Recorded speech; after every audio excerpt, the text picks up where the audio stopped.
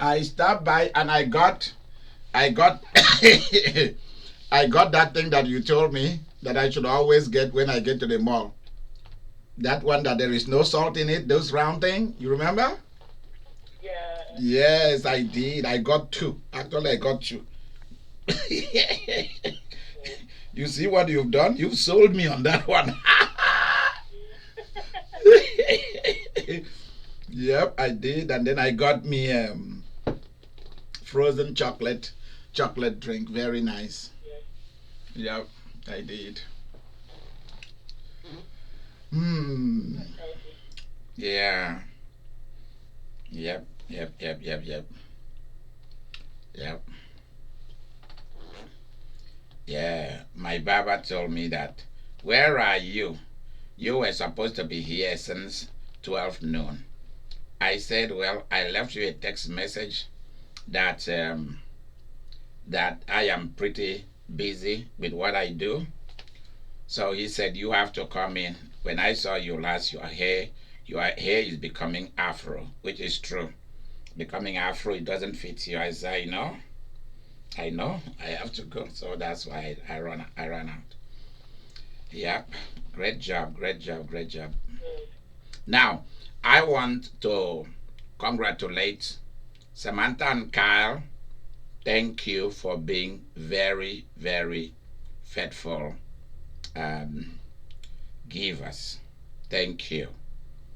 And Victoria, yeah, and Carl. Victoria, thank you so much. Thank you for making me beautiful. Thank you for blessing the altar, and thank you for decorating the for the things for decorating the altar and and the studio. Thank you so much. And yep, cold drink. I see. Mm-hmm. Um, thank you, Ainsley, big son. Thank you, Caputani.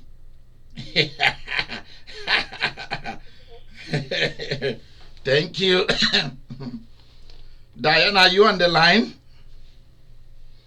Yeah, I don't think so. Ainsley, thank you. Um, thank you very much, Roslyn. Thank you, thank you, thank you, thank you so much. Thank you so much. Yep, Mary, Mary, the multi-millionaire lady. Thank you, thank you, thank you, thank you. You guys didn't know that Mary is a millionaire. Now I've revealed it to all of you. She will now kill me for revealing it. Yep, yep. She believed it.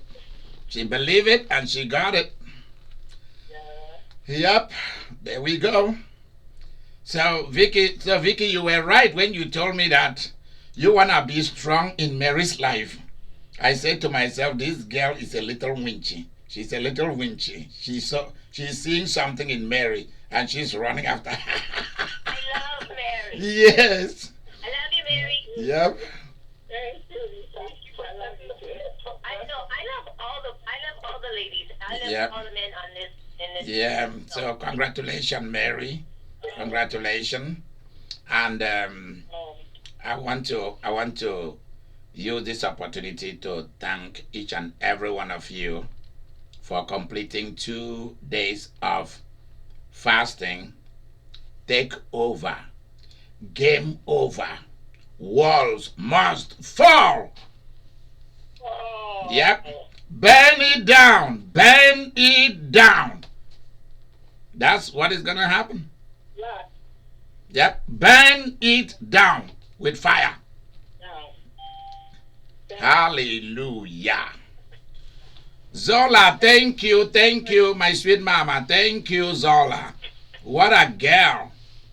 Thank you so much. Ooh, Zola. Thank you, Zola. Nancy, where are you? You deserve the biggest hug. Thank you, Nancy. You're welcome. Yeah, Mary and Victoria, thank that lady for me. She's a girl.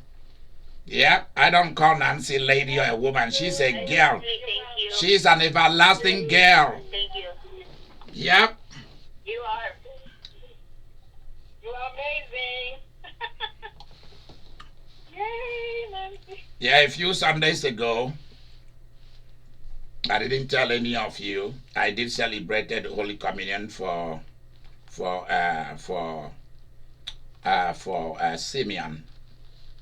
Yeah, there is a baby in the family. That's a wonderful, wonderful kid.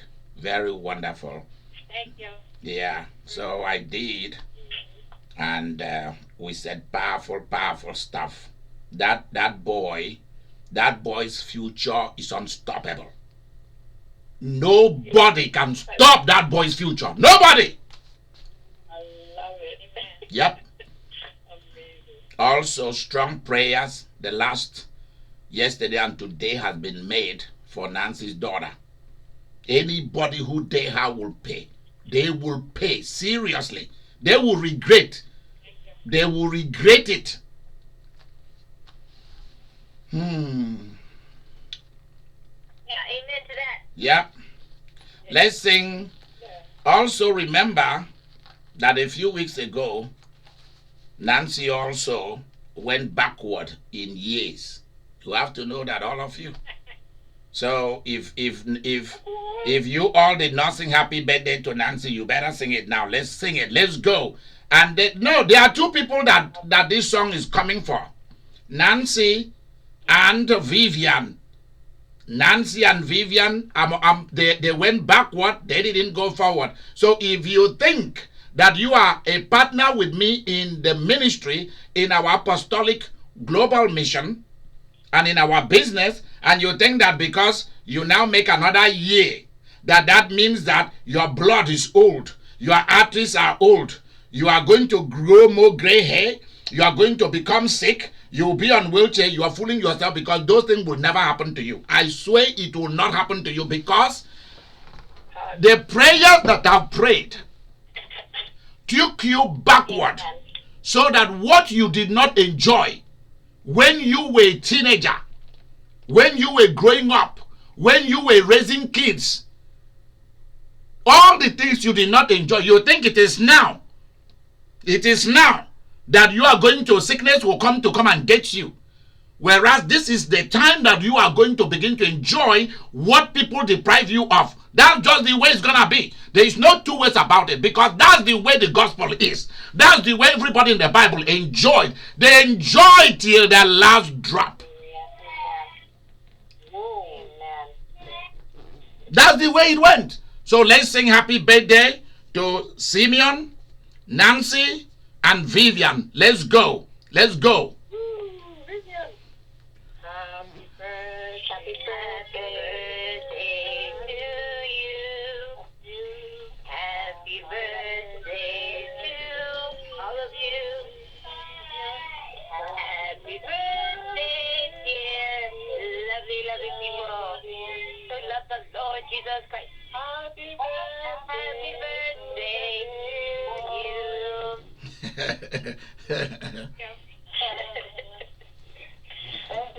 During December that we were busy with all the fasting thing that has been going on. I think it was during November, beginning in November. Victoria crossed the line too. Juliet of Aruba crossed the line too. So two of them are there. They all went backward. Let me tell you something you need to know. If you see Victoria today, if you see Victoria today, if you see Juliet of Aruba today, also,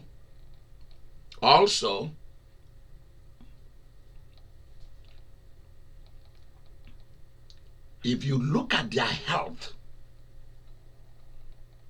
if you look at the health of Vivian, Nancy, Simeon, Victoria, Juliet of Aruba.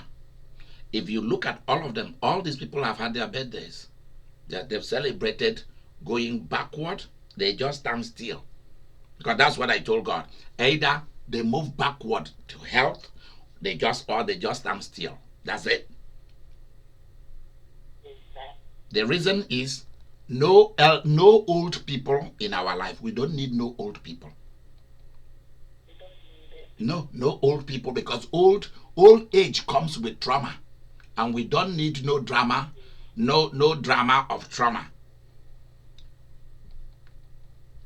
Because the happy you are, the healthier you are.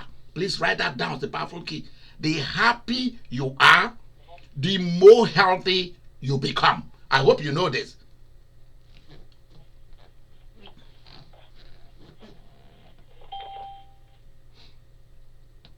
That's why when people saw me holding Nancy at Times Square last year or year before last, they were like, wow, this black kid is marrying this white lady. I said jealousy will kill all of you. Yep.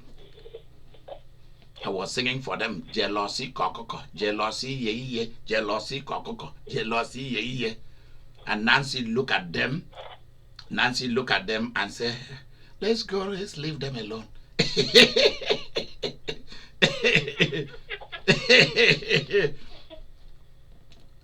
Yep. Do not forget Diane. During December, Diane also went backward. She added greatness and power and life to her life. Don't forget Diane. Yep. I am so happy because Lucky said to me, well, Diane is everything for the family. I say, yep, you are right. I said, Lucky, unfortunately for you, Diane is here to stay forever. Because she's a powerful lady. I'm serious. Don't let Diane fool you with her. The way she speaks softly and nicely and all that Christianity, don't let it fool you. She's a very powerful lady. Seriously. Yep. And you know, the thing that I really enjoy about everyone in the ministry is that when they come, their lifestyle also changes. It changes completely. If anybody told me that a few years ago of what is happening to Kishon and Amanda, what they are enjoying now, I will say, really? Or what Segi, my son, in Washington State, is enjoying, I will say, really? Or Mateus, I will say, wow. But all of that has happened. All of that has happened. Welcome, Ashanti. Thank you. Yeah. So congratulations to all of you who since November, December, January, and this February, you celebrated the day that you were born. Congratulations to all of you. Yeah. All of you. It's something big. And Maria too. Yeah. Who is that? Maria, her birthday was yesterday. Oh, yes. Maria, yes, that's true. Yeah. Yeah, I will see Maria. I will see Maria when I will be in Minnesota, because I will be going I have a lot of graduation of kids this year. I have a lot of graduation to attend this year. So it's gonna be amazing. So Christina's son will be graduating. I'm praying for him to have a basketball scholarship to go to college. Josiah. So I'll be at his graduation in Minnesota. That's when I'll be seeing Malia, unless I'm there earlier.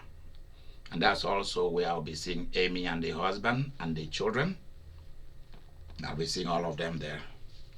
So this is gonna be interesting. Very interesting year. The very, very interesting year. And I also want, when I'll be there, I will be doing autographing my books when I'll be in Minnesota and when I'll be in New York and DC and all these places. This is gonna be a very wonderful year for all of us. It's a money-making year. It's a year of enjoying life. It's a year that I want to make my partners rich. I'm telling you, I want to make life easy for my partners. This is their year.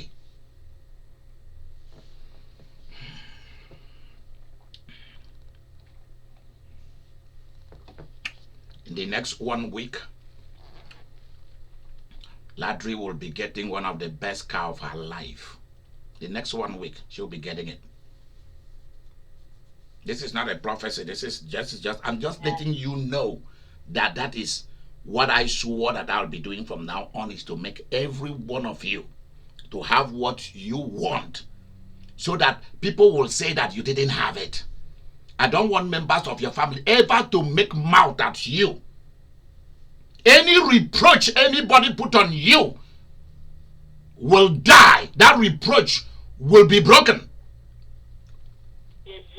They say you will never drive a good car. You are going to drive a good car. Very good, cushy car. Jesus said, if you don't believe me because of what I'm saying, believe me because of the miracle you are seeing.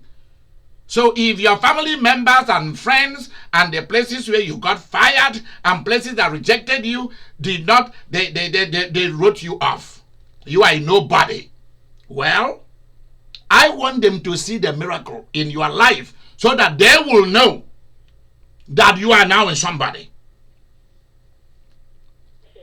That's just it. It's not for boasting. It's not for show. It is for them to know that we have a Jehovah Jireh.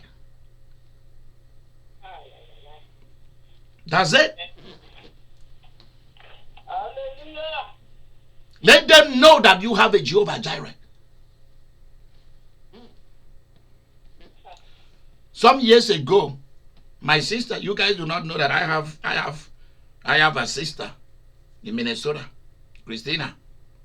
I hide her. Nobody knows her. You can't see. I hide her like God hide the Holy Ghost.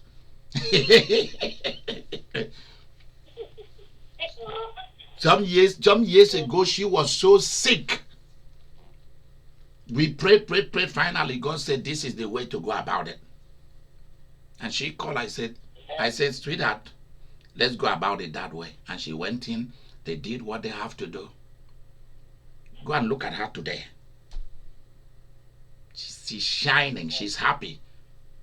Now we want to put money to your life now. We want to put money on you. That's the next thing, is to put money on you.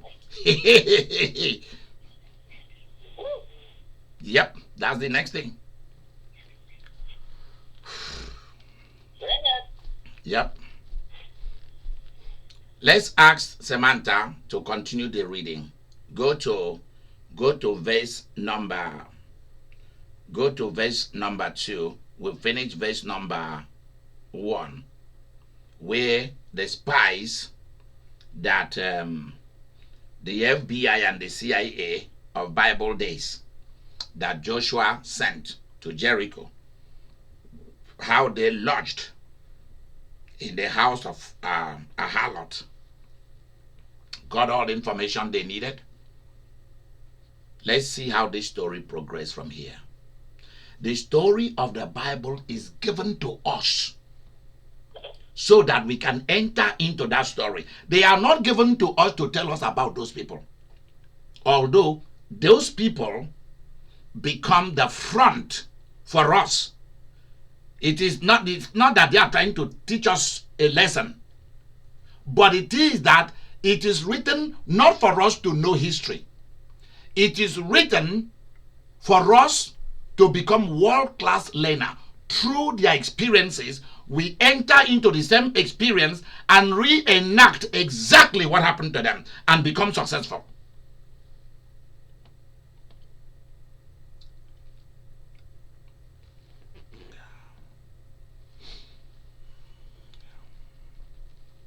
There is a place where you are going to use your enemies to achieve what you want. Hear me out. You may not like certain people, but you are going to keep them far away from you, but you'll be watching them. Because there will be things that will happen that you're going to need those wicked people for them to go and do the dirty job.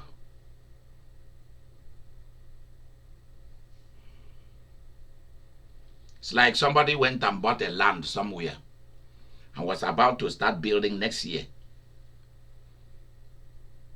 And people came and started clearing the land to come and start planting in it and building in it.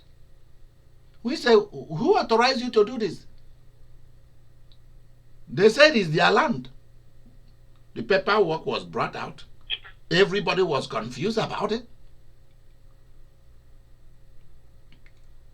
Do you know that some people, the people who sold the land to two different people? How these con artists, how they do these things, I don't know. And they were genuine paperwork from the office of the Director General of Land and all of that country. They collected money twice from two different people. So we say, okay, since it is this way, what are we going to do? Go to court and be fighting? Two different people fighting in court? So you know what we did? The other group went and brought juju and did sacrifice on the land. I told the people, oh, they did? I said, that's easy. That's even better. I went the next day with the group that bought the land first. We went there. I took personally, put on a glove, and I took all those juju. I took the juju and I told the juju, listen to me. I picked the juju in my hand and I said to the juju, listen to me. I have carried a skull of a human being in my hand that people brought to me to burn, to destroy. I have carried in my hand a hand of a human being, a dried hand of a human being that they use for warfare, that help that particular person when they go to war. If you shoot at him, or you try to cut him with a machete, he will disappear because he has that hand. He carries it with him. He brought it to me for me to burn, to do deliverance. When they saw the power of God at work in me, all of them began to bring their charms and their juju. So I said to the juju that was spread on that land, I said, juju, come here. I went and took it. I said, listen to me. Listen to me, idiot. Whoever brought you and put you on this land has made the greatest mistake. I'm going to destroy you, and the power in you, I'm sending you to go and kill them. I'm just telling you guys what I do. I'm sending you to go and deal with them, since they don't want to settle it amicably, so that the two sides will go and collect their money. But this side won't, because it's in a strategic position. They want to kill my partners, because that's what the juju is done. When they bring the juju, let me tell you what they do. They will dig a hole. There is a part of the juju that will be just drop on the ground of the land, but the main juju will be buried. And when they open the ground, they will say a word that says that if the rightful owner of that land walk into that land, let the juju kill him or her, and then they bury the thing and they cover it. Immediately we enter that land, I told them that's where they buried the thing. Dig it, and they dig it up. Give it to me. And I talked to the juju. I said, you've made the biggest mistake that you allowed them to bring you here. You are going to do exactly. Because I come from the house of juju. You guys should know this for a fact. So I know how these things are done. And this is not a prayer thing. You don't go to bring prayer group to fast and pray and begin to pray blood of Jesus. No. You need somebody with power to come and talk to that thing and say, go and do to them exactly what they want to do to this man and to his son and wife. If they walk into this, where they paid the money, they bought this land. However, the other people got involved in the land, I have no idea. Later on, we realized that they wanted to come and take the paper they got that we thought was genuine was fake. They wanted to come and get the land by force. That they actually were the owners of the land. And they were posing like it was sold to them also. We now realize it. Tell me about it.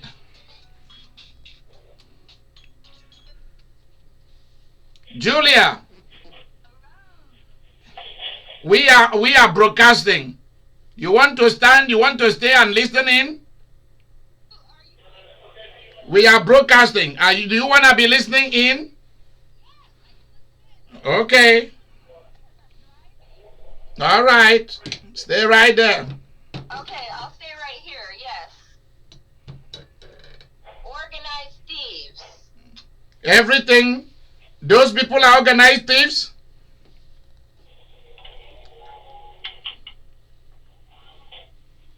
You are out of that place, are you?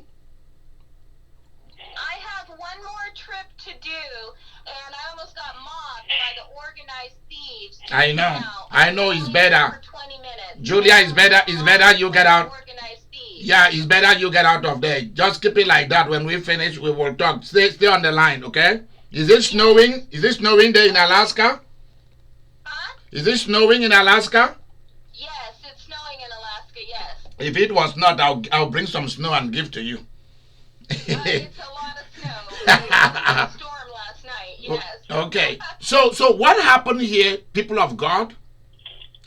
I told the juju to go and do to them what they've promised and what they've sworn to do to the rightful owners of the land. What do you think happened to those people?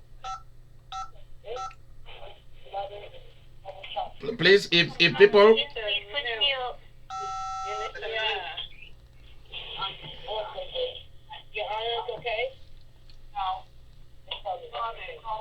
Please, somebody should press mute. Thank you. What do you think happened to those people? What do you think happened to the con artists? What do you think happened to them? Exactly what I told the juju to go and do to them was exactly what the juju went to do to them. The gospel is true. When Jesus said you are the light of the world, he meant business. He wasn't lying. When I tell you that devils are nervous because of you and are afraid because of you, you better believe me. Next thing, you know what I did? I went into the city and paid all the wicked boys who do not have a job. I told them to go and do what they have to do. I didn't ask them to kill nobody. I told them, if you guys ever see anybody enter that land, you guys should deal with them. And that's exactly how it is. When they saw those tall and hefty, bad ghetto boys, they've been paid off. Nobody want to go there. And then when they saw that people, when the rest saw the person who went and put the juju there, when they saw that the person has dropped, something dropped him. You should know what dropping means. Something dropped him. And when they saw his funeral, everybody now fled for their lives.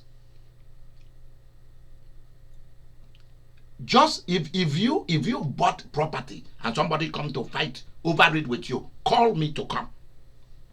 Call me to come and I will come. You will see what will happen. That's when you see the real Idika Imeri.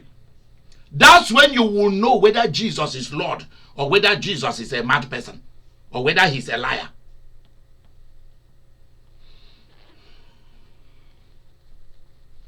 That's what we need. We need for you to fly here to Alaska.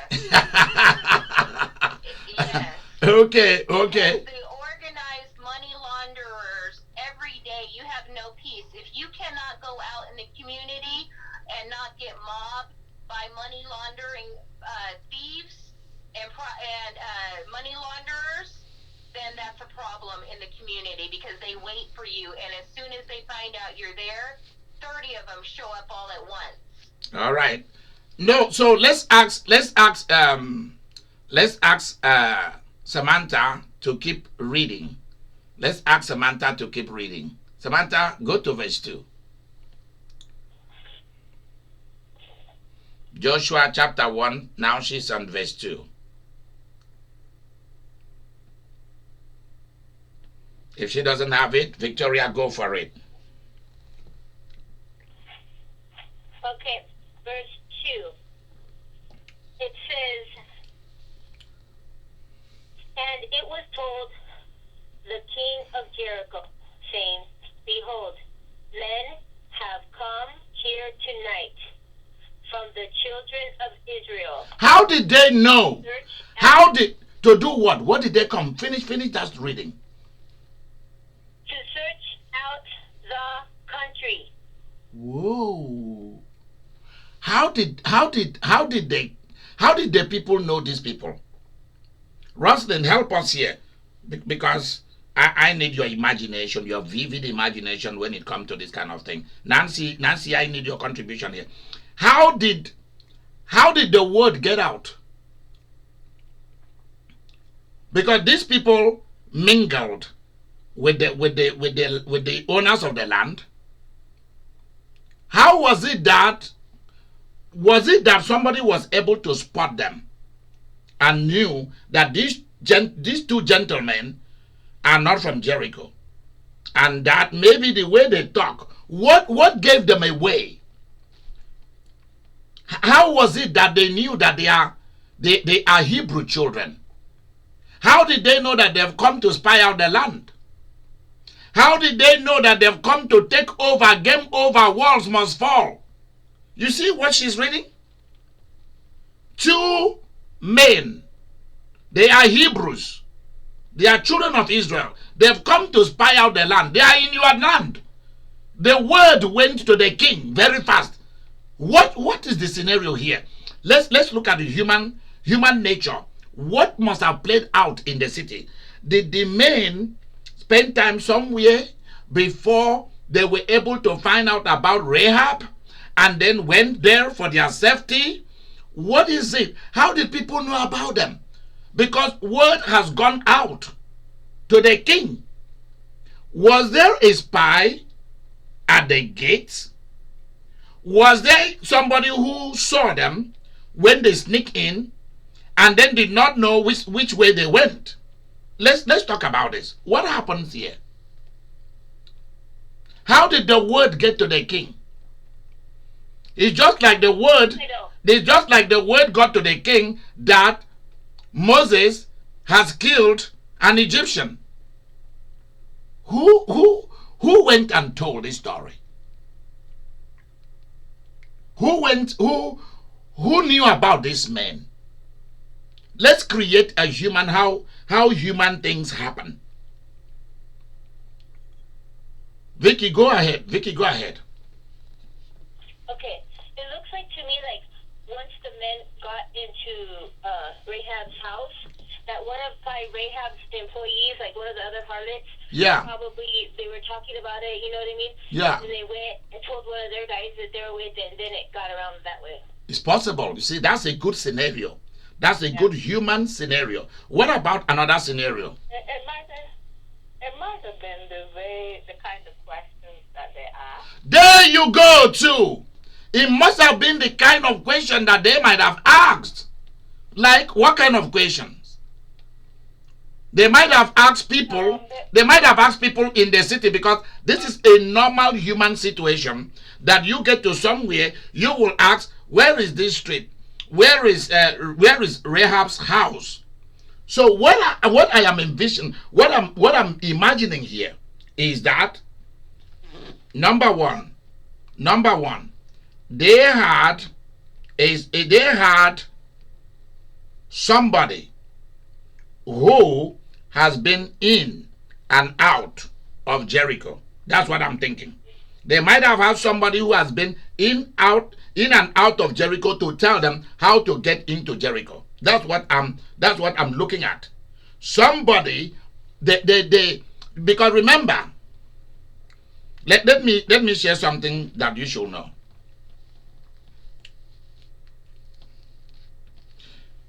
If people of European descendants want to deal wickedly with someone of African descendants, they will have to find someone of African descendants whom they can trust with that business. If someone of European descent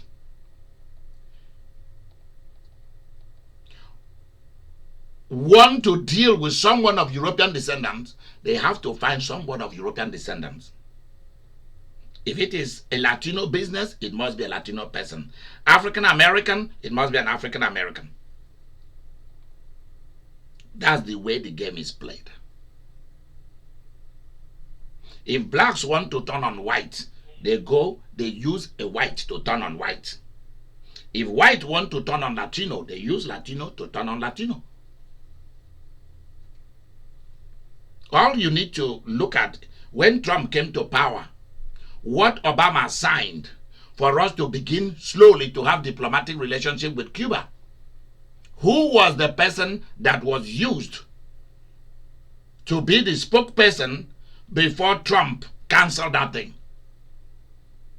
It was a Cuban senator. It's someone from that descent, from that territory. A Spanish-speaking Cubano I think from Florida. I've forgotten his name because I'm not interested in politicians. And he spoke against his own people. You have to know how the politics is played. The people of Belgium came to the Congos and Rwanda. When they came to Rwanda, they told the Hutus, you are better than the Tutsi. These are people who be living together. And then they told the Tutsi, you are better than the Hutus. And they started fighting. When the fight broke out, the Belgian people were gone. Divide and conquer. This has been an ancient social psychology of the human nature. Excuse me. Of the human nature. This is how it has been since ancient time. Somebody who is from Jericho might have been a saboteur. Or someone who is not from Jericho, but outside Jericho, but has connections into Jericho, must have been the person that was used. Rightly, as Roslyn said, the kind of question that the two spies might have been asking might have provoked that they are strangers. Roslyn, tell us what kind of questions.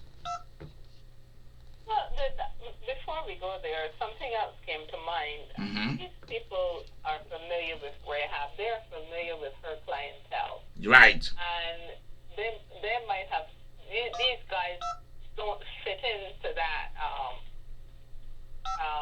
you know, the appearance of these guys or don't fit into the clientele that she normally will have. There you go. They stood out. They stood out. They were different. Thank you, Roslyn. Is there somebody else that want to put a word here? So, by the time you know it, the word has spread. The word is spreading fast. It's like there are two men in our city. Two men has come into our district. And they are different. That's the thing, Bishop. They might, where the others probably come, where her different type of clientele might come up through by the rope. Right. From the wall, these two went in from the front. Yeah, they came from. Aha. Went through the front door. Yeah, they came through the front door. They came through the gate. There you go. All right, Julia. Bishop, also, I think that anytime somebody new comes into, because like when there was the plague, later on, they always, if everybody's getting sick, they blame new people who came into the area. So anytime somebody new comes into an area, people are narrow-minded, and they always suspect the worst of them. That's true. That is true. Yeah. Thank you, Nancy. Thank you. You're welcome. See that? Oh my gosh. I have a quick idea. Okay. Don't you think that was part of their plan to come with like some big money to talk to her? Like, don't you think once they entered her house, they must have sat her down and said, "Look, I'm going to offer you this"? Because why did she offer to hide them so quickly? That was probably the plan, possibly, to come with big things to make her stay on their side. So I think that's possible. Okay, that's possible too. That's very, very important. That is very, very important. You must have a strong ally for you to be able. See, the thing here, the punchline here, the touchdown here is you must have a strong ally. You must have an insider to accomplish certain tasks of military dominion, intellectual dominion, and economic dominion. You must have an insider. There is no way that you are going to be able to dominate other people, nations, the business world. There must always be an insider who is able to give you, to show you how these things are done, how to get in, how to conquer. No.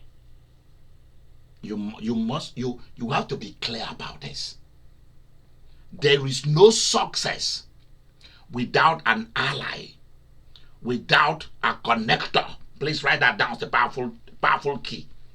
There is no success without an inside ally and an inside connector. That's what we are learning about Rahab the harlot. That's the real touchdown. There is no success without an inside connector and an inside ally. So those of you who want to be on your own and you want to fight everybody, be careful. Because God may not be able to do much with you. Because you do not know how the game is played in the world.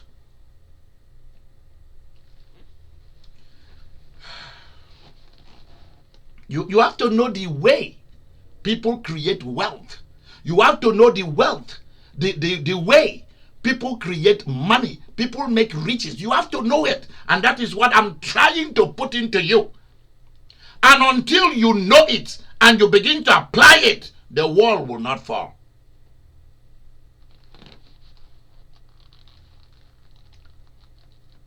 It is a mixture of the supernatural and the physical and the mind realm.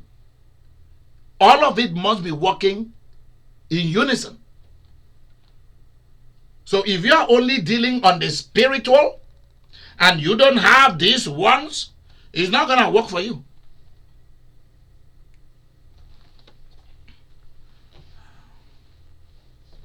It's like trying to go and get an attorney, trying to get a lawyer. Apart from states like Illinois state, etc., all other states is easy for me to find a good ally lawyer. Because lawyers can destroy your life. Because there are so many lawyers who are not lawyers. They are just lawyers in name. If I want to get you a lawyer, I get you a lawyer who knows the loopholes of the law.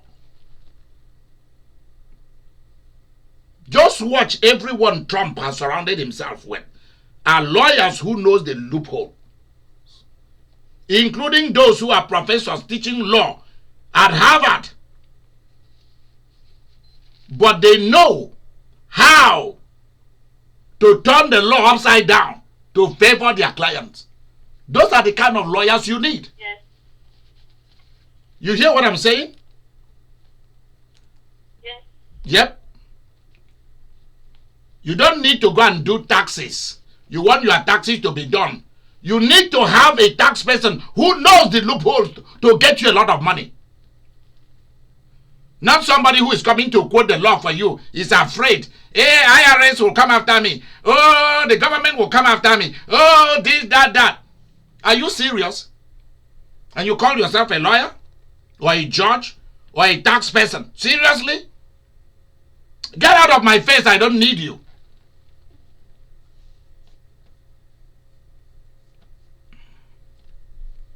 That's why a lot of multi-millionaires, they marry wives who can do taxes or who also knows paralegal things. Majority of multi-millionaires do not send their wives or their husband to do a 4-year degree program. They give them a crash program so that they can keep their money. They need somebody who knows something about the law and who knows something about the taxes so that they'll be able to keep the wealth in the family. Now you are learning. You are going to bring a lawyer who just want to sign papers. To sign. Oh, Victoria has submitted her papers and the lawyers have signed. Seriously? So how did you fight for Victoria? Oh, I'm the type of lawyer, I don't go to court. You're a lawyer. You don't go to court. Really? So what are you doing law for? You are sitting on your butt and your butt is growing fat in your office. And people come to you for you to sign papers for them and put it in the mail. That's all you're doing. You can't go to the court to fight for me. Hunger will kill you in your office.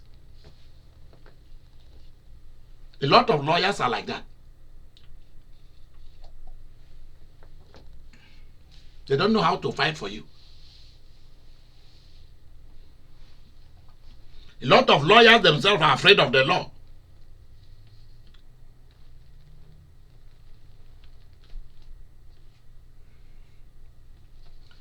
The word has reached the king that the enemies are inside.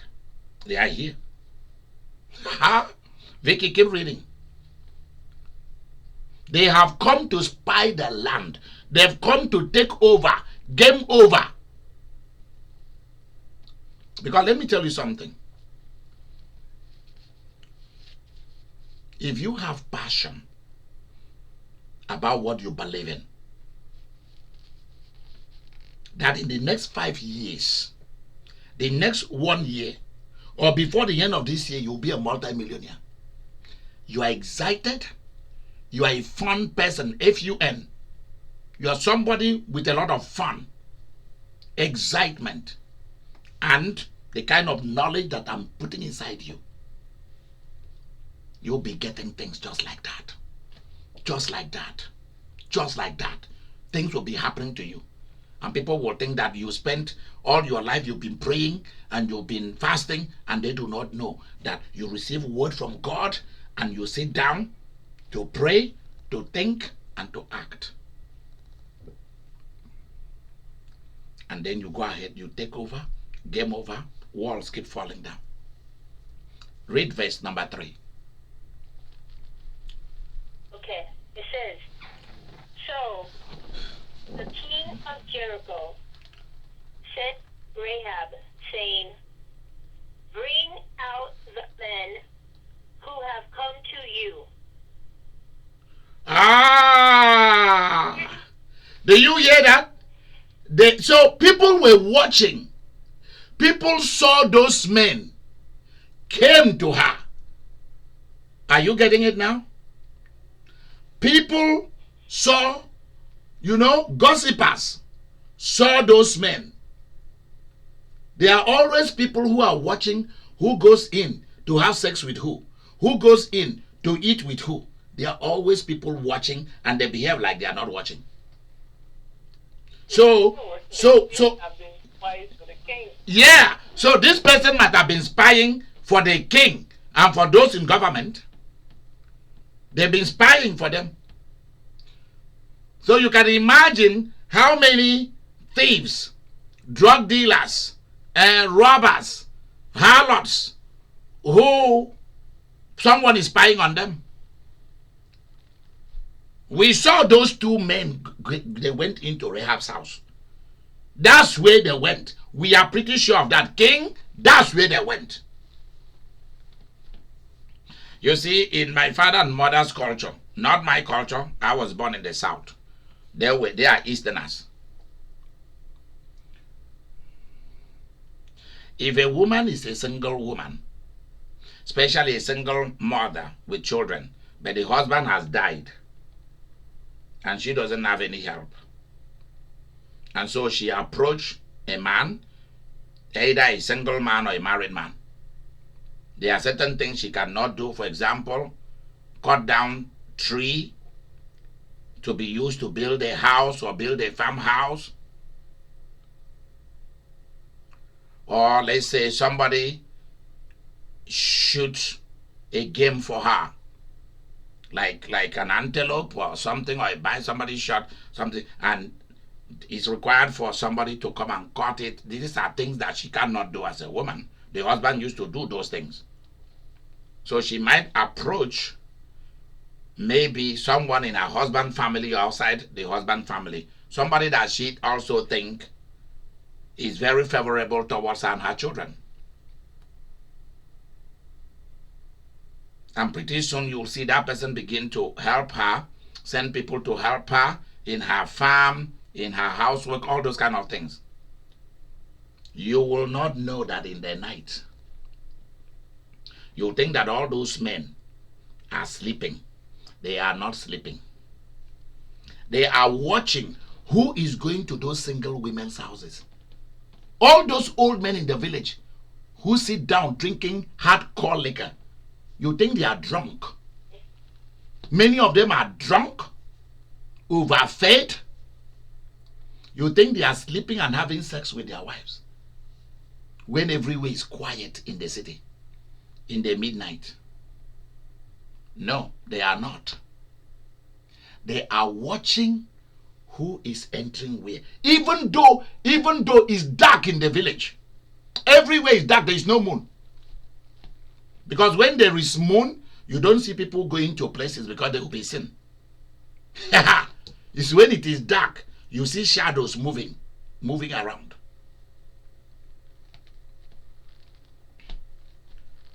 For example, I have seen so many ghosts, so many people who have left the earth, whether during the darkness of the night without no stars and moon, or when there are moon and when there is the moon shining, full moon or half moon. I've seen a lot of ghosts. I've talked with ghosts. A lot of them. There's just one ghost that I didn't like. The more I walked towards that ghost, it was a man. The more he was running away from me, and I said, "Why are you running away?" I was a kid, and I continued to see ghosts for a long time. And they will come, when they see me, they will come to me. When they see other people, they will back away and walk away. I was wondering why. One particular one, it was an elderly person that has died. I don't know how many years the person died, but my spirit could connect to know that that man belonged to the family of, I can tell. These are strange things. And the person will run away from me. The next day, because in the night I like to take a walk in the night. From like 1 o'clock, 2 o'clock, you will see me. Even when I was little, I like to do that up till today. And when that particular ghost sees me, he starts running. And I ran after the person and said, why are you running? You are a ghost. And I know it. And the person replied, I know you know. And the person said, I don't want to talk with you. I said, why? He said, it's none of your business. And the person then disappeared right in front of me. I never saw the person anymore. And inside me, I knew he wasn't a clean person. He was coming to come and destroy some people. And he didn't like the fact that I was awake in the middle of the night, coming out of the house without my parent knowing. He was very nervous of me. Now, in my father's territory, all those elderly men, they are not sleeping. They are not sleeping. Excuse me.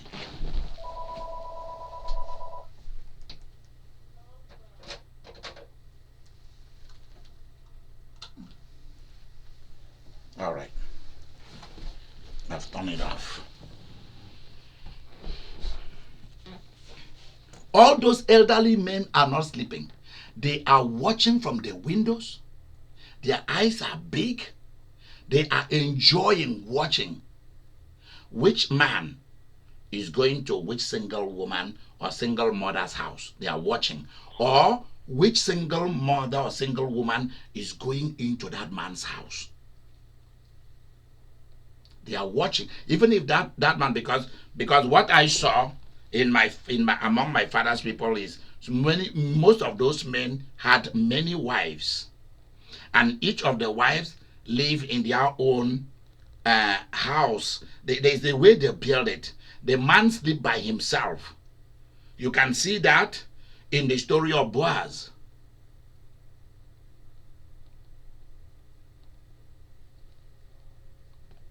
So those men are watching. So we have a song in the south that we sing. We say, menu 20 kang menu 20 u20 kang menu 20 kang there was a menu 20 kang 20 odor cake pamphlet odor idayake, which means switch the lantern on. Switch the lantern on. Switch it on. The man's name is Odor, which means second son. Switch the lantern or switch the torchlight. Switch. Is that what we call it here in America? Is that what we call it, torchlight, or what is it? What do we call the one you put battery, then you press it, you turn it, and then the light comes on? What do we call it? Flashlight. Yeah.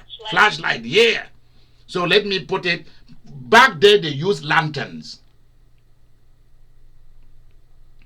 Those who have a little bit of money use flashlight. Here we use flashlight. So they said, turn this flashlight on and let the flashlight go to the balls of the second son, and you will see that he is not sleeping. He's doing something with that woman. Turn the lantern on, turn the flashlight on into the houses of the married men or the single men. You see that they are watching through the window. They are watching to see who goes into which woman's house, or which woman goes into a man's house. They are watching. None of them is sleeping. Switch on the switch, turn the flashlight on. You will see what is happening in darkness. That's what they are singing. It's a what we call Akata song. Akata is a play that they play in the midnight, in the night. And when they play it, the Akata will begin to tell you who is sleeping with who is doing what in the village. And nobody knows about it. But that Akata knows. Because Akata is one of the men who doesn't sleep. His job is to be awake and finding out who is going to where. So one day, this is what they do in the bigger Eastern tradition of the side of Africa where I'm from. One day, the women are cooking food for their kids, for themselves and their husband. And you hear drumming coming. Boom, boom, boom, boom, boom, boom, boom, boom, boom, boom. Mary, I think I've told you this story before. Boom, boom, boom, boom, boom. They are playing a drum, and people are dancing, and they are coming towards your house, towards this man's house. And you will see some men carrying boxes, luggages, carrying kettle, cooking pots, and they will come and throw it inside your house. And you are like, what is happening here? They are playing the drum outside. Then they throw luggages in. Next thing you hear children crying, they bring kids into the house. Next thing you see the woman that you've been going to go and eat pounded yam. You've been going to go and eat burger and pizza in her house. You will see them, they will bring her and give to you and say, okay, since she's good enough to be your mistress, then she should be good enough to be your wife. Here, you can now have her for free. They'll bring her in there. That's their tradition that they do. And then the wife will begin to say, why are you coming here? And the husband say, well, I will explain, we'll sort that out. He now has a new wife.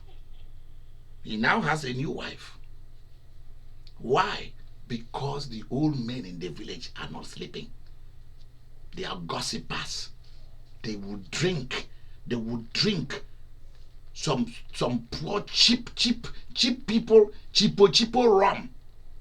Get drunk, stay awake, and they are watching. Yeah. See, Tom is going to Grace's house. Yeah, he's going. That's him. Yeah, he's going there to eat. How long did he stay there? He left early in the morning, 6 o'clock. That's when he left. He left from there to his farm. He left from there to go fishing. Okay, we'll say, we are going to give that woman to him one day. And they will do it. And you cannot argue. When you hear the drum coming, you know they are bringing her to you.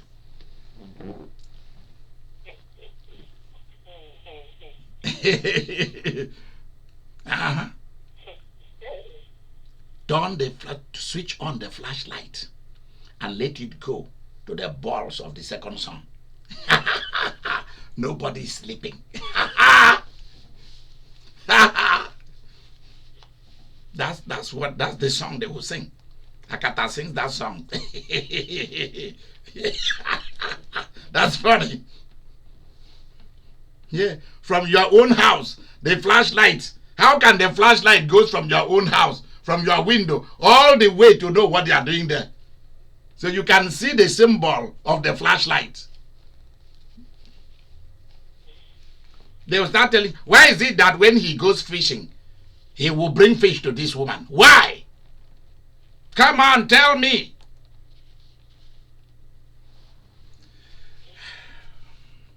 There's always gossipers. Gossipers, they are watching, always watching to gossip. There are people who love gossiping. Kai! Gossip is sweet. There are people who enjoy it. Yeah, we saw them. They went into Rahab's house. Yeah, they've been there. They've been there since the last 1 or 2 hours. Yes. Let's hear what happened, please. They've come to spy out the land. They've come to take over the land. Game over. This war will follow. King, you have to do something very quickly about these people. These people do not just go to places. They go and find opportunities to take over. Do something quick before we lose our lives, though. People are already complaining. Vicky, keep reading. Okay. Bring out the men who have come to you, who have entered your house, for they have come to search out all the country. You see that? The king is telling Rahab, bring them out. Bring them out. What would have happened to those men if Rahab actually brought them out? What do you think they would have done to them? Joshua's campaign would have been a failure. It would have been a total failure.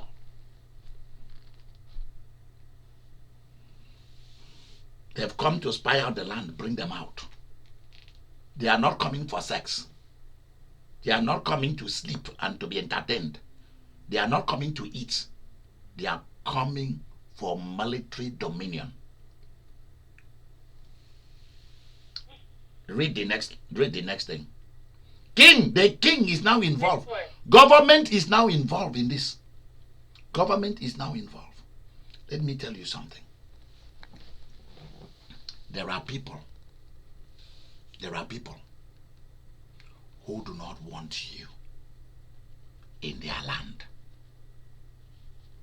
In your family, how you managed to be born. There are certain people who don't understand how you came. They told your mother to abort you.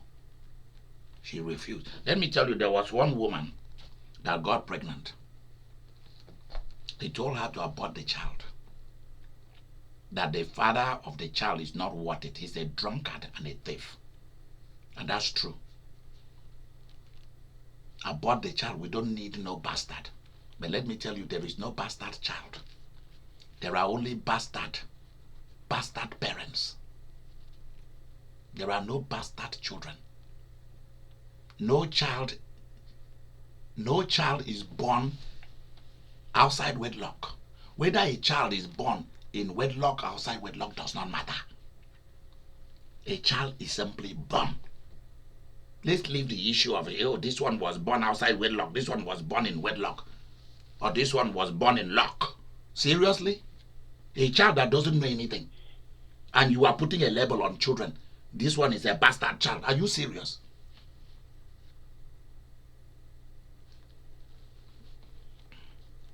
That woman went. They shoot her all the shots she should get from the doctor. The child did not come out. So the doctor said she should go. They waited for the blood to begin to flow out. It didn't come out. So the doctor said she should go. That when she will go and use the bathroom in the next 24 hours, the child will go. The child did not go. I'm telling you, I know that. I know the man. He's a boy. I know him. The woman went and drank ink. People do drink ink to abort. She drank all kind of concoction. That child refused to live. The more she drank abortion medicine, the more her belly swelled. The more the baby was growing. She was baffled, so she gave up. And the baby was born. When that baby came out and she saw the baby, she started crying because that baby was so beautiful. And today that baby that she received shots, she drank all kind of concoction to get rid of. That same baby, I'm telling you, that same baby is a professor of medicine. He's a professor of medicine. And he is there now. The mother now live with him. Because, do you know one thing? That was the only child that the mother could give birth to. She had all the sex in the world to have children. She never had any more child. Tell me about it. You guys, I hope you are getting it. Certain things you do, everybody blame you. Why did you go and have that child? With that rubbish, useless idiot that call himself a man. A camel and a donkey is better than that guy. The woman is already pregnant. Why not leave her alone? Because the baby in the belly is listening.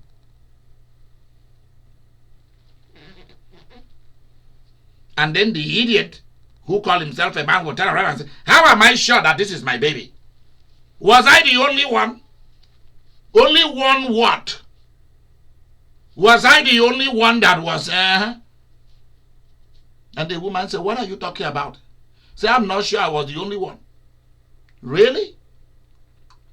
Let's go for DNA test, and the idiot doesn't want to go for DNA test.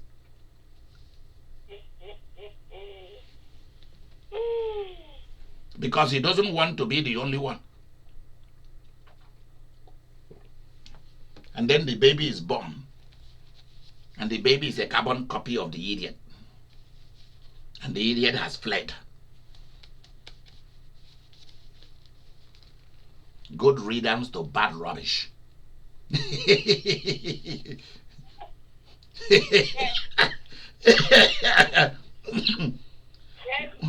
When some men and some women leave you and you are there crying, instead of saying, thank you, Jesus, good riddance to bad rubbish.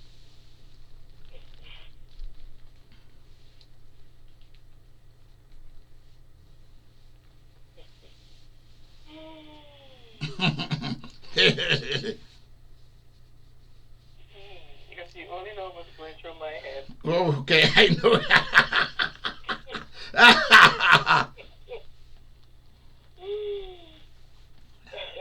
There are people who didn't want you to be born. You have to know this for a fact. When you start to peel the onions, you will know who loves you in your family. Because one day, what was covered will be uncovered. And you will see who wanted you not to be here. And then you started to become an intelligent child and wag your mouth everywhere. Really? It's not here. Are you aware that there are women that their womb has already been sold? Their womb was already sold by their parents, by uncles, by aunties. Because immediately that child was born, that child was sacrificed as a cash cow. So all that child's wealth, those kind of children, they give them luck. But every money they make is not going to be for themselves. It is for their family. Some of the children, they take them to the water and dedicate them to the mermaid or dedicate them to Baal. And then you go and marry somebody that belongs to something else. Not just human, but also forces of darkness. Seriously? And you start having problem. Your business will collapse. You start having a rectal, what do they call it? Power failure. You start having power failure. And Anne of Norway. The man start having power failure. All this time he has been using the same power, the same penises, and putting on every matter and whatever. Throughout the land, he did not have power failure. His thing was still, his male organ was still working. It was still working like a bell. Ding, dong, dong, bang, kumang, kumang, kumang, kumang. Everywhere. But immediately he marries and wants to settle down and make babies and create wealth. Power failure. His thing doesn't work anymore. And the girl come to him and say, we've not been able to make love, to have fun for 1 week now. What is wrong with you? Are you having malaria or monaria? Which one? Monaria or malaria? Which one? Monaria. Huh?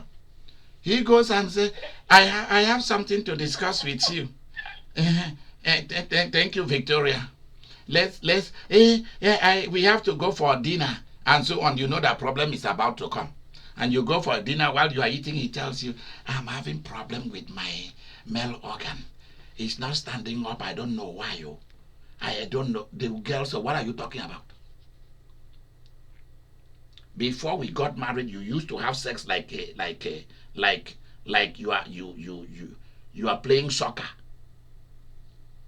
You are telling me that it is useless. The people of the South called a man penises that does not work, we call it mpa. When you make your wife or your girlfriend, mad, you know, you are not giving her enough money, you are not taking care of her, or you are using the thing on other people, that woman will say, I'm going to turn your organ into an mpa. It will become mpa. Which means it will just be there, it will be useless. You can't use it. You only use it to pee. That's it. And the man is telling the woman, the thing doesn't work anymore. I tried. I did everything. It's not working. Oh, what am I going to do? Who have I offended? Power failure.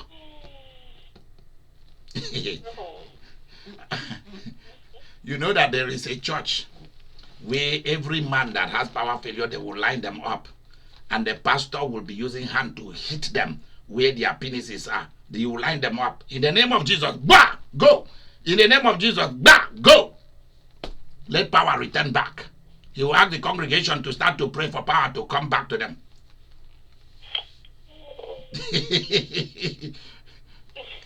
There's nothing I've not seen in ministry. There's nothing I've not seen in ministry.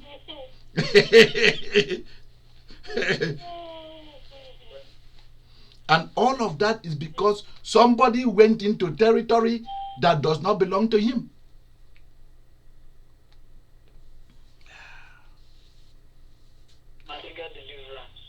Yes, so they need deliverance.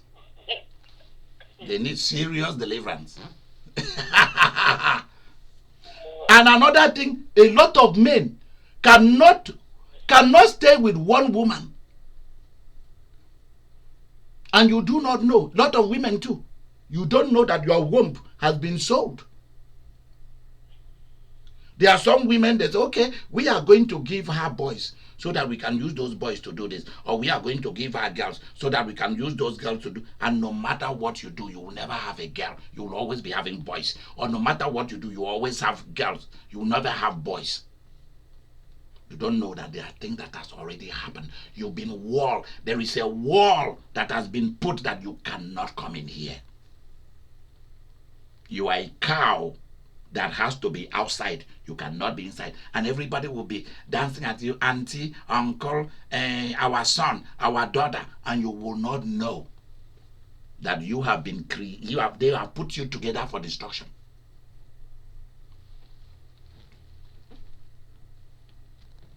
Try and go and marry somebody, then you will start to see trouble.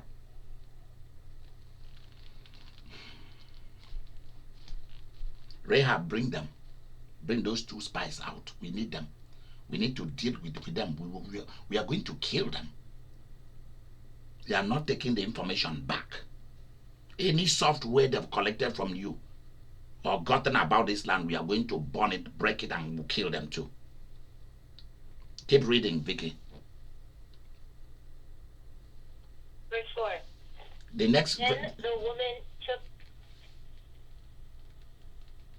The king sent people to Rahab and said, bring those men.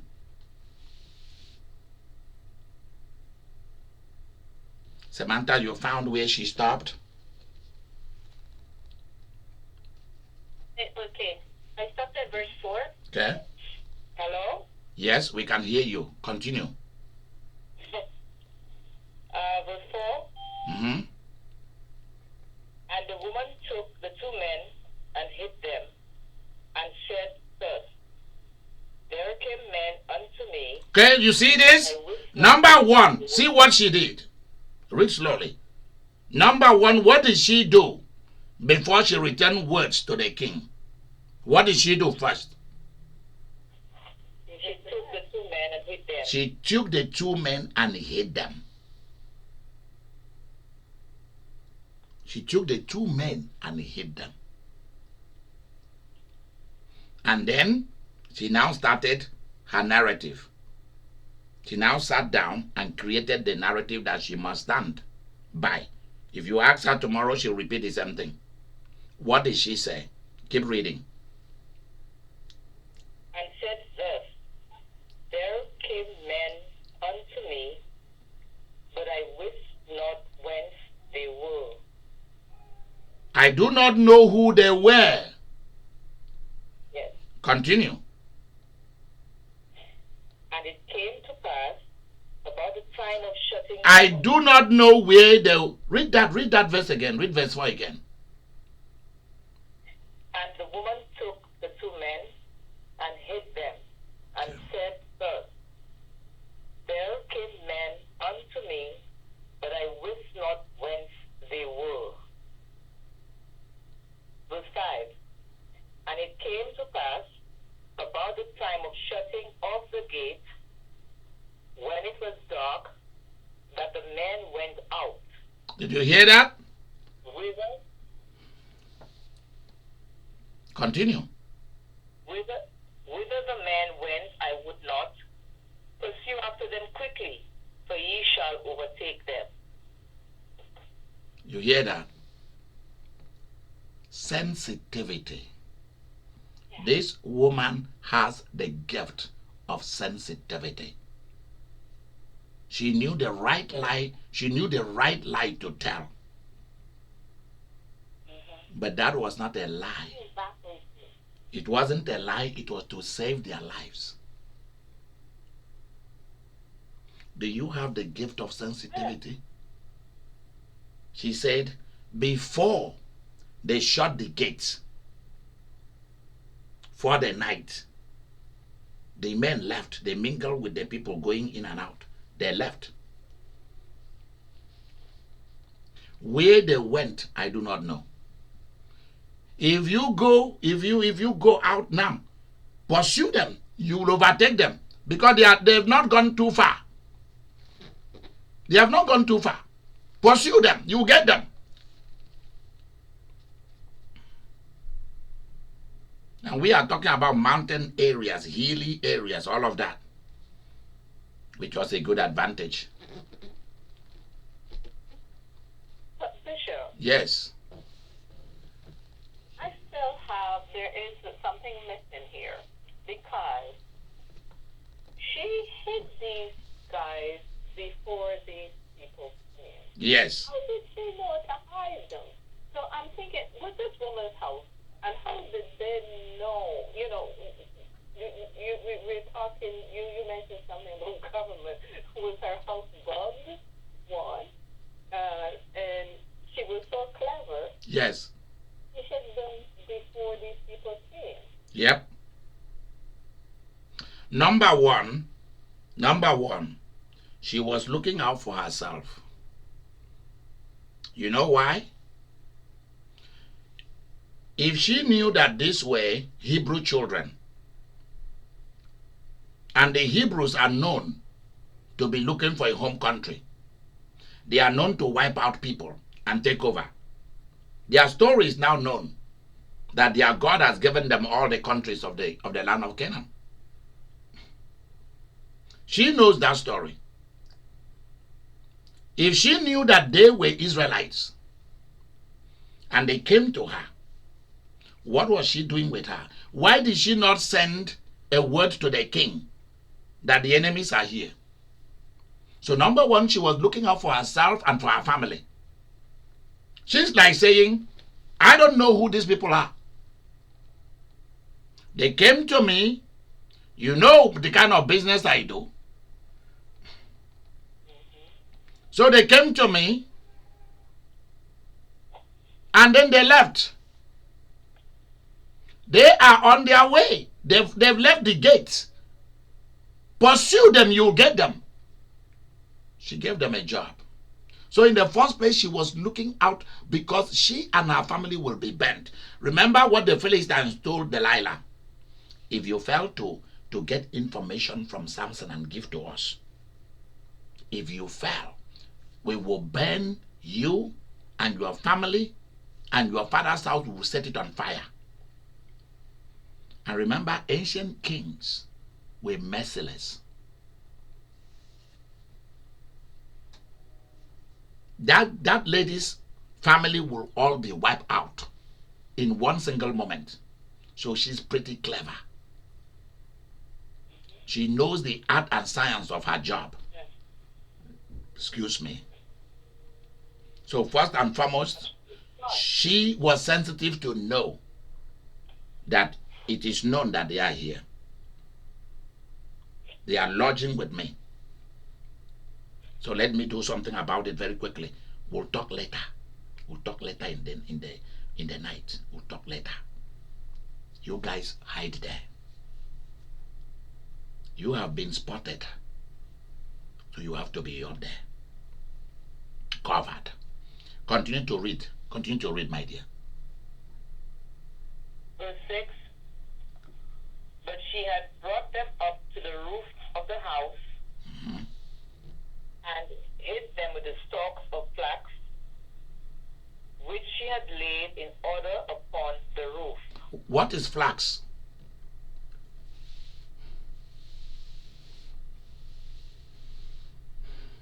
See what Rosalind was saying? This woman was not just a harlot. She was a business woman. So there was a harvest. Crops had been harvested. And they were drying up there. She put something over them, like blanket over them, cover, and put those harvested crops on top of them. Flax. What is flax? Nancy, look it up. Look it up where they are reading. Verse number 6. I'm trying to... It's a plant. Plant. Hello? It's a plant, and you can eat the seeds, Yep. seeds. Yep. And also you can make cloth out of it. There you go. So that shows you that this woman was not just a harlot. She was a business woman. Know this for a fact. Because all you hear about Rahab, she was a harlot. All you hear about Mary Magdalene, she was a crazy woman. Jesus cast the demons out of her. She was a harlot. All this kind of rubbish. Same thing. Same thing. People, preachers talk bad about Abigail. They talk bad about Bathsheba. Those are my kind of women. Because they knew what they wanted out of this world. Ladri and Annie, I hope you are listening.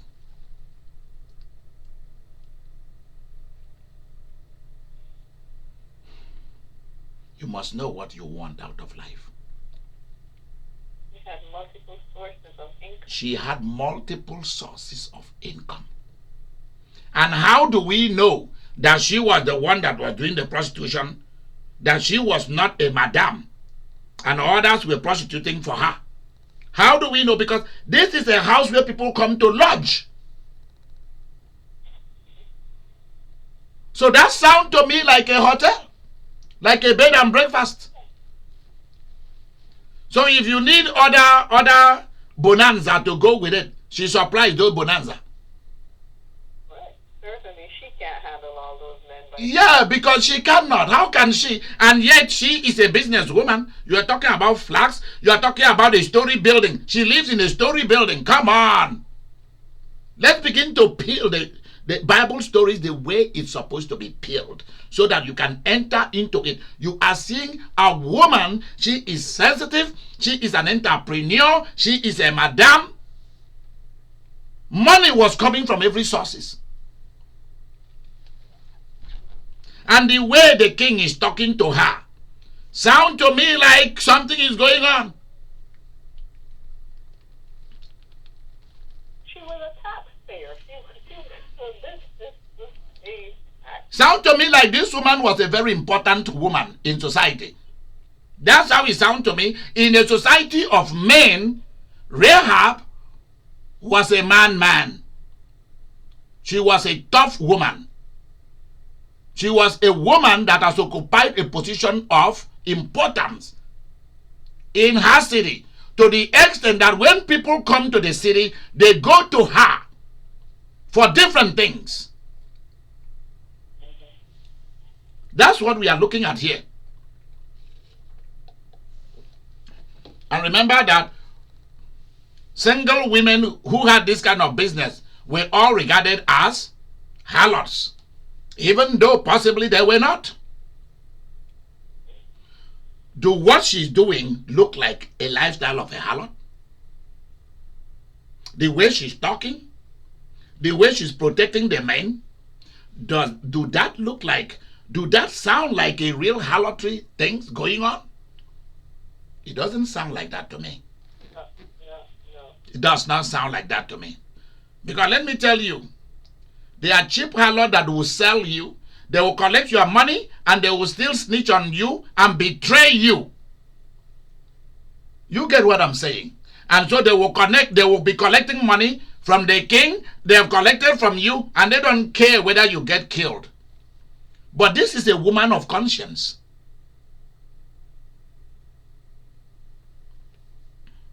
This is a woman who knew that her own country was no good. And they needed a revolution. They needed a change of government, and a change of everything.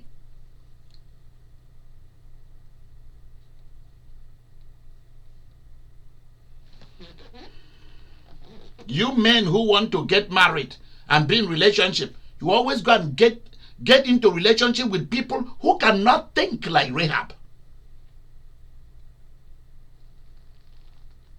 Read the next verse, please. Verse 7. And the men pursued after them the way to Jordan unto the fords. And as soon as they were pursued, they which pursued after them were gone out, they shut the gate. No. Read again verse 7. And the men pursued after them the way to Jordan unto the fords. And as soon as they which pursued after them were gone out, they shut the gate. Okay. Verse 8. So the king sent soldiers. That's the meaning. The king sent soldiers on horses, on foot, to start searching everywhere for them. And they went searching. And soon the gate of the city was locked. So there is no way these men can get out. They pursued them as far as to the Jordan.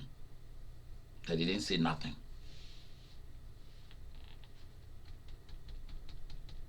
Continue to read.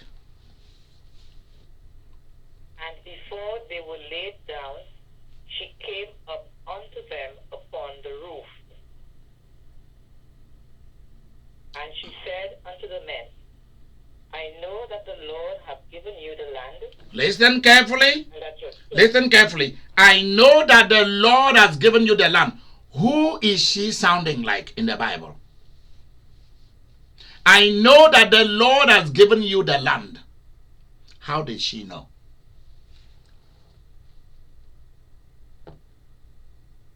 She had revelation.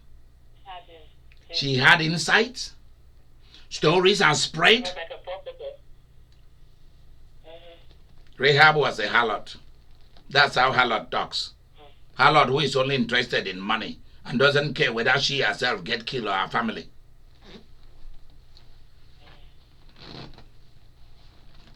Who is she talking like in the Bible? Mary, come to our help. You are the Bible scholar here. Who is Rahab sounding like? That has made Rahab to enter into the annals of the history of heaven and earth. Who is she sounding like in the Bible, in the Old Testament? Where is my Mary, please?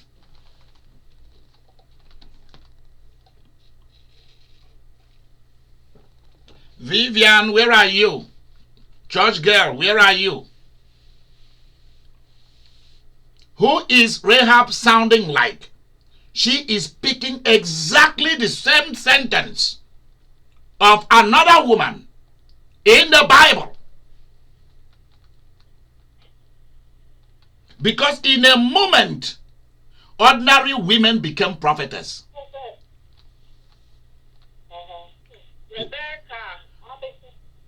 Not Rebecca. You almost got it, girl. Not really. Yeah, Nancy, who? I don't know, but I would guess Naomi. Not really. You almost got it. Mary, you almost have it, but not quite. Abigail. Ruth or Abigail? Who said Abigail? Lizzie. Thank you. And thank you, Rosalind. You got it too. Abigail. What did Abigail say to David? The first word that came out of her mouth was exactly the first word that came out of the mouth of Rahab. I know the Lord has. There you go. I know that you will surely be king or you are king already. I know it. And I know I'm standing before a king. Even though they are pursuing you to kill you, even though they've made you homeless, we are not talking of the kind of homelessness that we see. We are talking of his running for his life. His trained. Do you know that while David was fleeing, he was making leaders? He was not sitting down somewhere to cry and ask God to take his life. Why is it that you've ordained me? You've anointed me to be a king, and I cannot be a king in peace, and people want to take my life. You are going to fight to keep and maintain and sustain everything God has given to you, including your health. Amen. You don't want to take your multivitamins? You don't want to go for your physical, yearly physical, to see what shot you need, what surgery you need, what pills you need. You're going to fight for everything God gives you. Why? Because God sees you as a general. And Rahab saw herself as, beside the king, it was Rahab in that city. Beside the king, Rahab was what was happening. Either people went to the king or they went to Rahab. Whoa, you got it now. Yeah. Yay! Let me do a little dance break. Bum bum bum bum bum bum bum bum bum bum. Dan dan dan dan dan dan dan dan dan dan. Woo! I'm shaking that money maker. There were two powers in Jericho. The king and Rahab. Just like there were two powers in the house of Nabal. Nabal and Abigail. And both of them were for the future that came to that they went towards. For Rahab, the future came to her.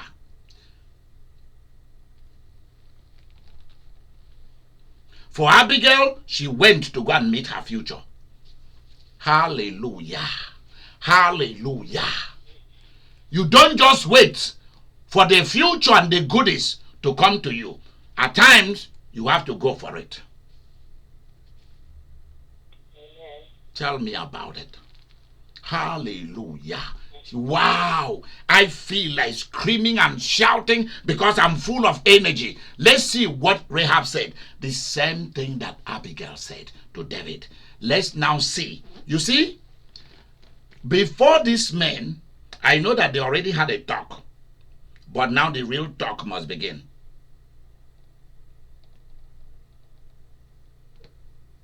Rahab is going to confirm every word God spoke to Abraham, Isaac, and Jacob. An outsider is going to confirm it. Abigail confirmed every word that was spoken to David.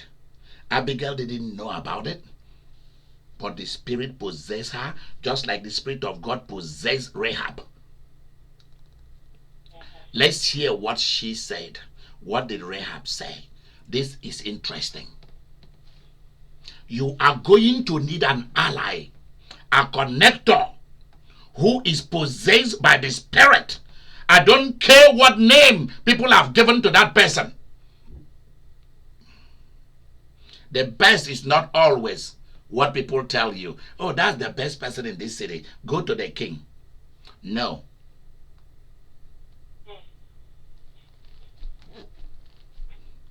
Oh, that's the person that will heal you. Oh, that's the person that will give you a job. Oh, that's the person you will inherit from. It might not be.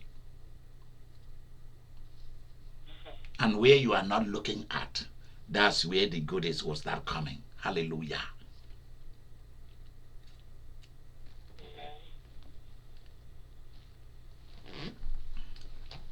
Oh, the goodies will come. I'm now married. I have a marriage now. I now have children. I have a job. I have a wealthy family. I belong to a wealthy country. And at the end of the day, you got nothing out of it. Because your financial, intellectual, and military dominion is not coming from those sources. It's going to come from a different source. That's why many a time when I'm praying for a mighty thing, I say to God, I want you to surprise me. I love surprises. Yeah, you know already what I want, but surprise me. Surprise me more. That's how real heroes, real champions pray. And the father will say, I love that kid. I love my daughter. I love my son. They enjoy me. And I enjoy them. Samantha, keep reading. And she said unto the men, I know that the Lord has given you the land. You see that? And that your terror. I know that the Lord has given you the land. That's why I'm doing what I'm doing. I have insight into who you guys are. The gift of sensitivity to her future. When she saw those two men, she knows her future and the future of her parents, her brothers, her sisters, her uncles, everyone associated with her. Their life is in the hand of these two men. When Abigail saw David, she knew that her life is in the hand of David. I know you will be king. Can you imagine a married woman went to go and propose? David did not propose to Abigail. Abigail proposed. She went to go and meet David with a diamond gold, with a gold-studded diamond ring. A married woman went with it to go and engage David and put a gold necklace on his neck and gave him everything he needed for his sustenance and said, I'm here for you. You are my man. I know that I have a husband at home. I am like I don't have a husband. I have found my own. I have found mine. That man is not my own. That's why he's getting drunk at home and throwing party with his... Did you know that Nabal was having a party and did not even invite Abigail to the party? Tell me about it.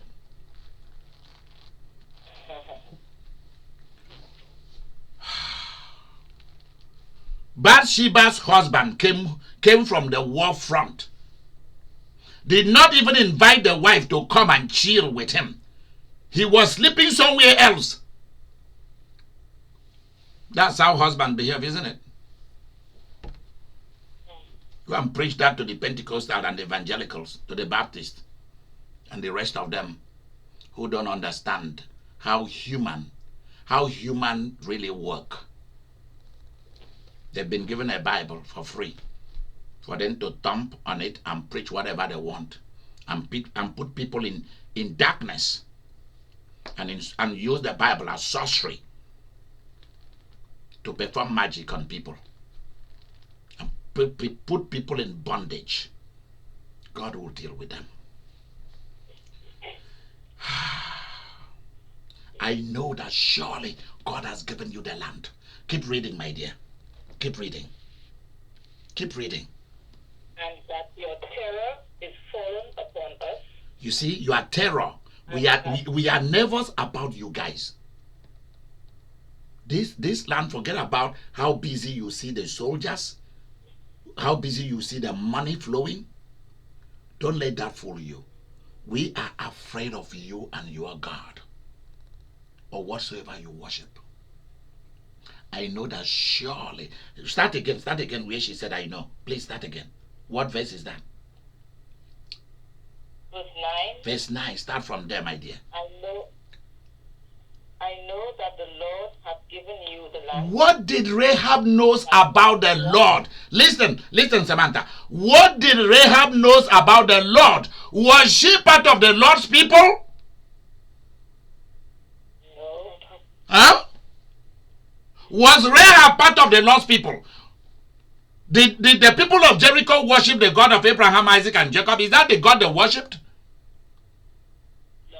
How did Rahab knows about the Lord God? How did she knows about Yahweh? Huh? There you go. There you go. And she has heard the story that there is a God called the Lord that follows these people. The story is widespread. You think people don't know you. They know you.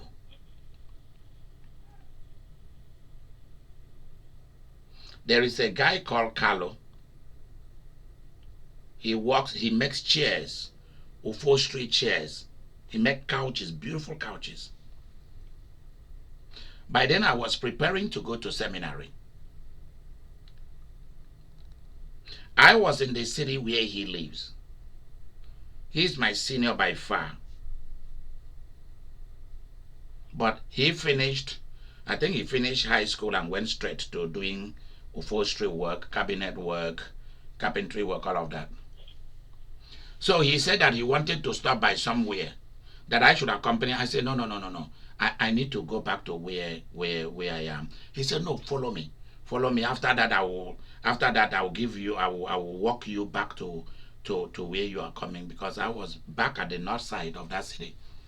So he said, no, follow me, let's go. You know, I'll just be there for a few minutes, then we leave. I know that you don't like to mingle too much with people. I know who you are. I said, okay. I followed Kalokbai. His name is Kalokbai. I followed him. Do you know where he took me to? It was on a Sunday. He took me to the house of a witch doctor. He was going to the witch doctor to go and get a ring for him to be lucky to do his business. I was shocked that that's where he was going. So he told me, come inside, there's no problem, come inside. Come inside. You know me. I'm not afraid of those things because I come from such lineage. So I walked in. Immediately the man saw me. The man came and shook my hand and said, oh, my son, sit down, sit down. I told the man, is everything all right? He said, yes. I said, why are you shaking? Then I turned around. I saw there was red candle, green candle, white candles were burning, were lighted up somewhere, and a very strong demonic incense it smelled so foul. And I can smell the oil that they use to call up Lucifer from the ground, to call up demons. There is oil that they use to do that. I can smell it very strong. And the man himself, I can smell the oil that belonged to the mermaid. The mermaid has an oil. I hope you know this. And that's the oil that is on him. It's an incense oil, but is for the mermaid. And that's what he had on his body. And it was his shrine was very strong of dark forces. So when I entered, the man shook. It's like a bomb exploded in the shrine. So he asked the guy and said, who is this boy you are bringing with you? He said, oh, this boy is on his way to the United States. The Holy Spirit is my witness, what I'm telling you. I was about to go to seminary. The boy said, the man, Kalu told them, he told the witch doctor, he said, he's a friend. He's a friend. His parents are from my area. He was born in the South. The man said, wow. And then the guy that asked me to go, he said, he's on his way, he's going to the United States. And the man looked at me and the man said, yes, I know. None of them knows anything about whether I correspond with white people, whether I have any connection in America. They had no idea. And that's what he was telling them. And the man says, I know. What I'm telling you was so revealing and so frightening. People began to talk about me coming to America since I was a little boy. And the old elderly women that used to take me to church, we're always telling everybody. And this man doesn't know anything about it. And he's telling the witch doctor. And the witch doctor said, I know. And then the witch doctor looked at me and said, he smiled. He said, son, you come from our tradition, aren't you? I said, yes, sir. He said, you know what I do? I said, yes, sir. So he said, whatever I want to do for your friend, you won't be upset. I said, no, sir. So he wanted to take this guy inside. There's where there's a place that is covered, so I won't see what they are doing inside. Something in me said to the man, you don't need to do what you want to do on him inside. Do it where I am. I understand what you are doing. He said, no, I don't want to. I said, you can do it right here. You don't need to go there. I became loud, and the man was shaken. He now went and brought, so this guy that took me there has already bought things the previous day and sent to the man for the man to prepare to take care of his business. So the man now went and brought the thing and did what he was doing on him. There was a chicken, a live chicken, home chicken, and he took alive, not dead. He took it and waved it around the guy's head and did what he was doing. He finished. Then he put the ring on him and sprinkled blood on him. And then he put back his clothes, and then we went out. As we were going, the man looked at me. He said to me, I wish that I have a son like you. I said, why do you say that? He said, stars do not come easily. That's all he said. Say, the stars do not come easily. And I and this guy, we left.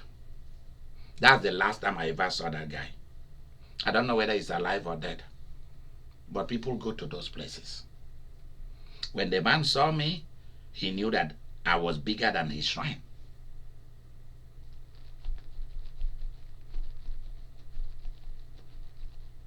They know. If devil possess people to know, how do you think the Spirit of God will not possess Abigail or possess Rahab to know? Repeat verse 9 again. And she said unto the men, I know that the Lord hath given you the land. I know that the Lord has given you the land. Do you know? This is where the real thing begins tonight. The real meeting begins tonight. It's Rahab that is beginning the meeting for us. Do you know that the Lord has given you the jobs? Do you know the Lord has given you the marriage? Do you know the Lord has given you the children? Do you know the Lord has given you the riches, the wealth, the money? Do you know the Lord has given you the nation or the nations? What do you know that the Lord has given to you? And that is the thing you are going to fight for, to bring down the walls so that you can get in and get it. Wow! Because you must take over. Game over. Walls must fall. Burn it down. What are you convinced about? That God said, I will heal you. I will heal your son. And that is his word. Period. Final. Yay. And Rahab knew. I know that the Lord has given you the land. She did not say that, I know that you have come to take over the land. Read it again. Let everybody hear you. And she said unto the men, I know that the Lord hath given you the land. You see that? I know that the Lord has given you the land. Not that they got it for themselves. They are going to fight to get it. They are going to fight and pray and walk over the land to get it. Prophetic symbols and signs and wonders. But the point is, there is an ancient decree. A covenant and oath was sworn to their father that this is their land. It's when you lose sight of what God said, I have given to you, that's when you start having problems. That's when you start to fail. Failures have happened to you because you fail to know what the Lord said, I have given to you. And all your life you've been struggling to go and get it for yourself. After trying for a while, it doesn't work. Don't you have enough sensitivity in your head to know that you should go to the altar or come to the shrine here and say, Lord, I have tried, it doesn't work. People can't do it for me. Nobody can help me. It is you who said the word. It is you who has to accomplish the word. There are things that I cannot do for myself. And I need you to do it.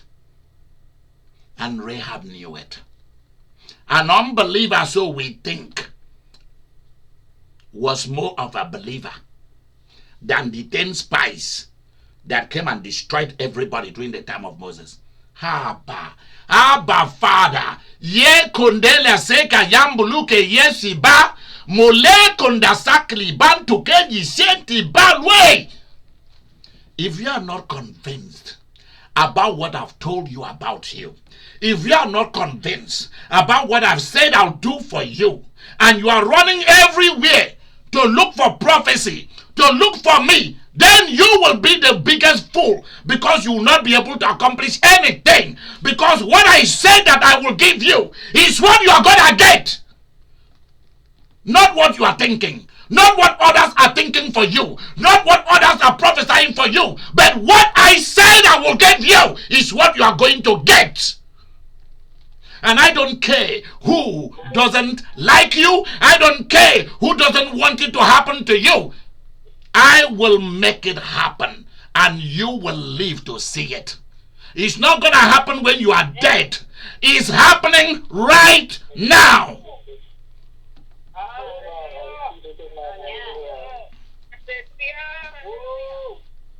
I believe it.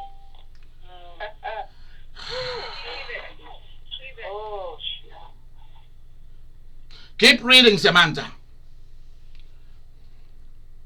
And that your terror is fallen upon us. When God said, I've given you something, He will also make your enemies to become afraid of you. Your job is not to be afraid of your enemies or the enemies of God. Amen. Your job is for your enemies to be afraid of you. Amen.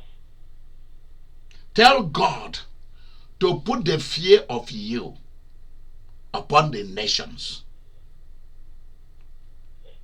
Lord, put the fear of me upon the nations. Right. Lord, put the fear of me upon the nations.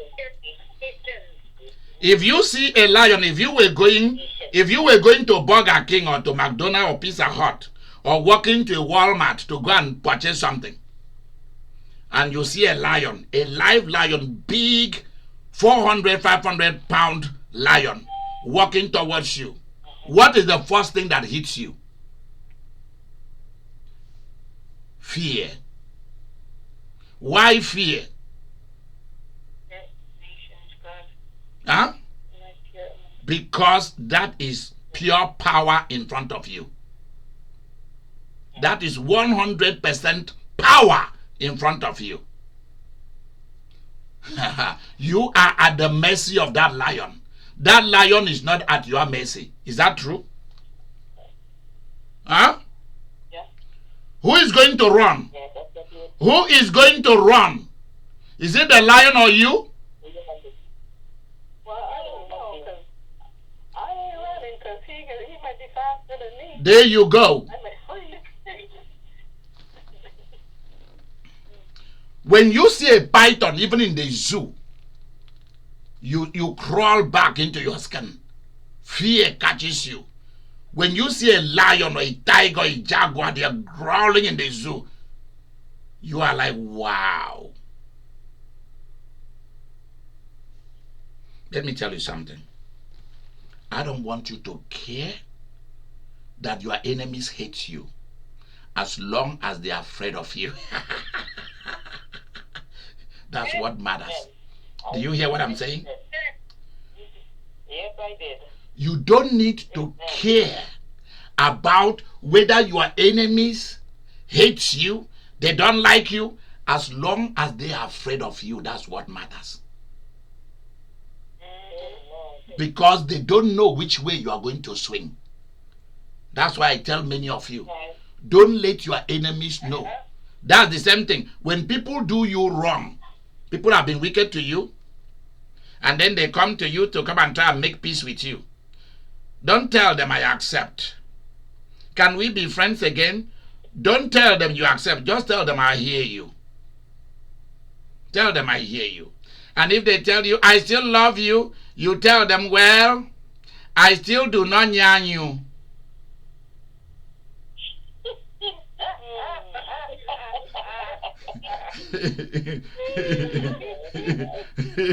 You didn't say I still love you. You said I still. They say where you put it, you rap it like rap music or hip hop. You say I still do not. You say it very fast. I still do not yarn you. They don't know what yarn you means, but if you are my partner, you know what it means. They tell you everything. Are we still friends? You say I've heard you. Can we still meet? You say I don't think so. Will you come back to our organization, to our church? I don't think so. So where are we now?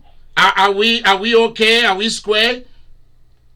You said, I hear you. Everything is all right. That's all you say. I hear you. Everything is all right. And you go away. You don't hate them. You don't like them. You see what I'm saying?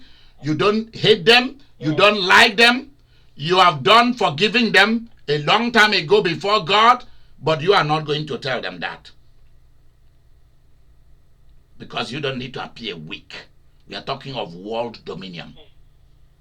You do not want people to come back to come and finish you. When people have done you wrong once, you have to become powerful. Yeah. I do not yarn you.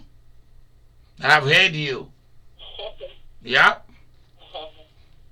So what about me inviting you for us to have a dinner? I said, I don't think so. You don't go into a long discussion. I don't think so. They text you. If they were able to get your number, who knows where? They try to text you or call you. You don't respond. You don't text back. In fact, you block them permanently.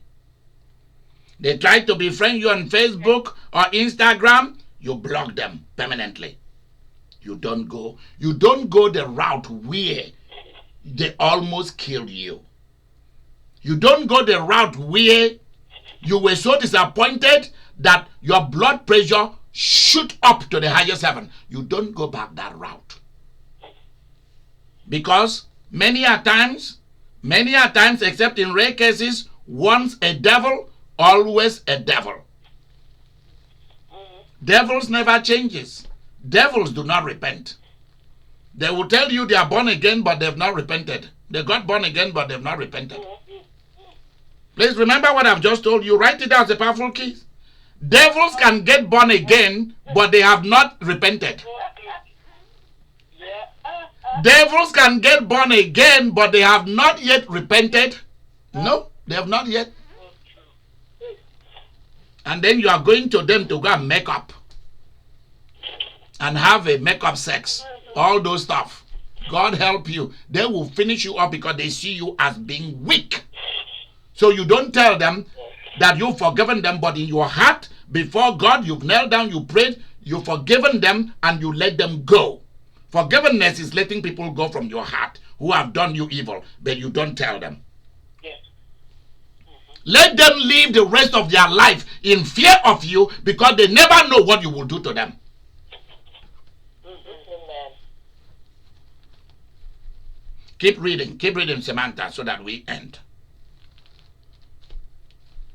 And that all the inhabitants of the land faint because of you. There you go. Continue. Verse 10. For we have heard how the Lord dried up the water of the Red Sea. Now listen. Who told them this story about the miracles that you received? The owl of the night, or the pigeon of the day, or the dove of the day?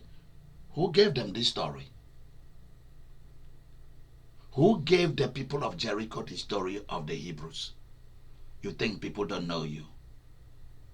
That would have been all over, wouldn't it? Tell me about it. Read verse 10 again and finish it, and then we'll stop there. For we have heard how the Lord dried up the water of the Red Sea for you. Seriously? When you came, Continue. when you came out of Egypt, Mhm. and what you did unto the two kings of the Amorites that were on the other side of Jordan, Sihon and Og, Yep. whom he utterly destroyed. There you go. Did you hear that? Read verse 11. And as soon as we had heard these things, our hearts did melt, neither did there remain any more courage in any man because of you. So, who is The Lord your God. the Lord your God? See, she started by saying, I know the Lord your God has given you the land. Now listen again, she's saying, the Lord your God. She's repeating it again. Continue, my dear. For the Lord your God, he is God in heaven above and in earth beneath. We'll stop there. That's verse number 11. Verse number 11. That's where we will begin again. This is getting interesting. A foreigner has become an interpreter of the scripture the right way. And those who it was meant for do not understand it this way. We want to stop here tonight. Take over.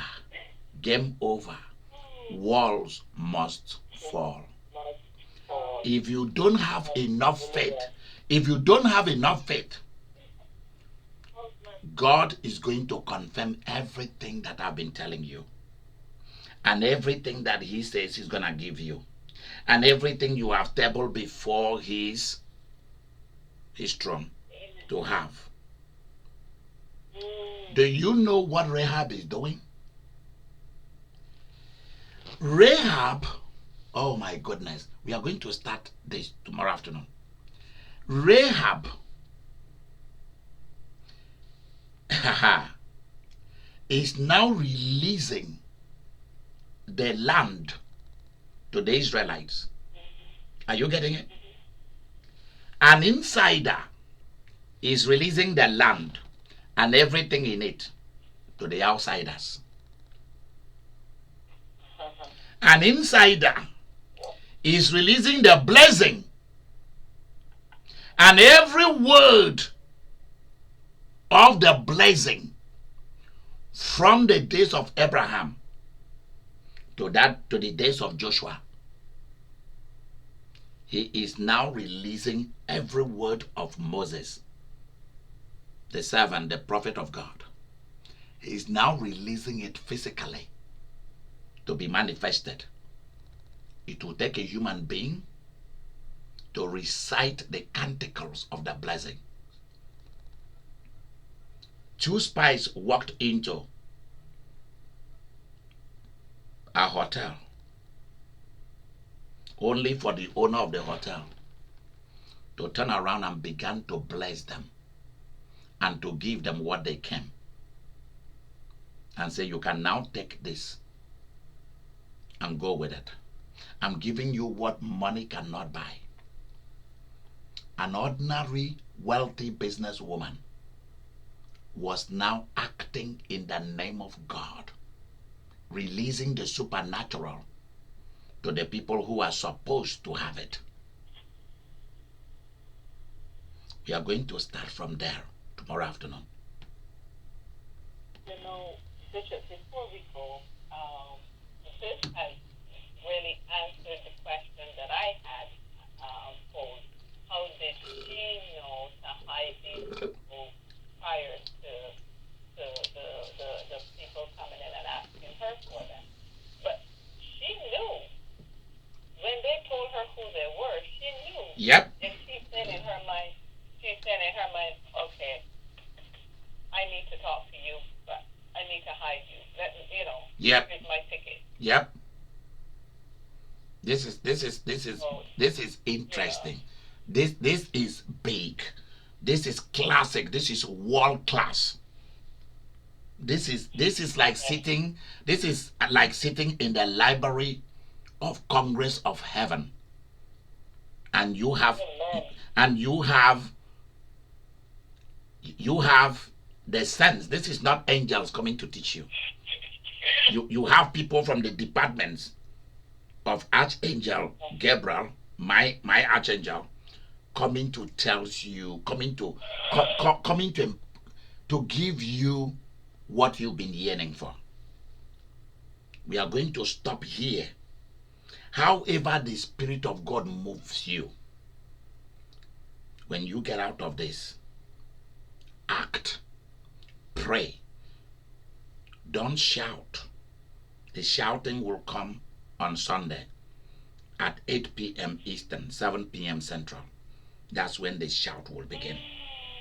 Not now. You are just to pray and say, God, you have confirmed everything to me. I got it. I got it. I got it. I got it. I got it. I got it. Your word has been released to me. I believe it.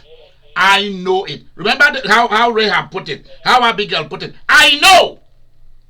So tell God, I know that you have come for me this week. Begin to talk.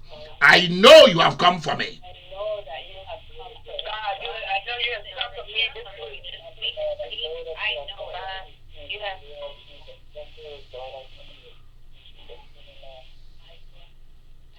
See, it's a case of two mutual supernatural occurrence.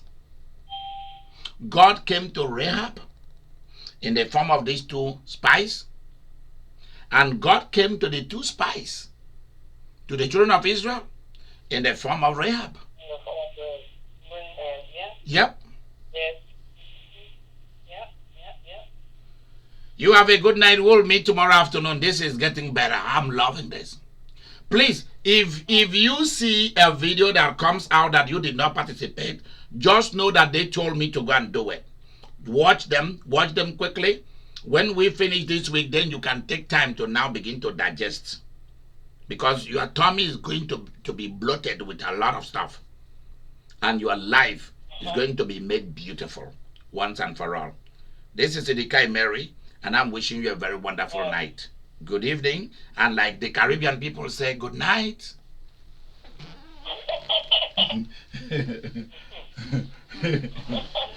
Yeah. Good night.